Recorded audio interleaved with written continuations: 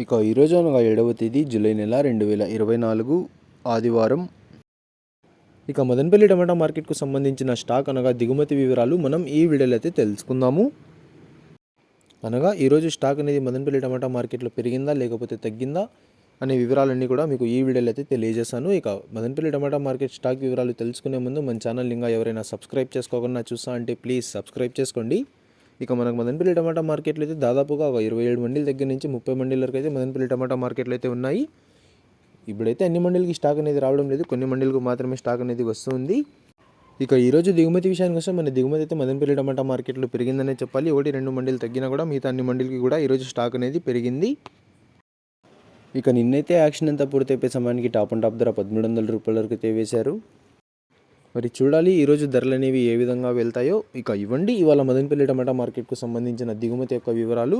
Information నచ్చినట్లయితే like చేయండి, share చేయండి. మన ఛానల్ని కొత్తగా చూస్తున్నట్లయితే ప్లీజ్ సబ్స్క్రైబ్ చేసుకోండి. Thanks for watching this video.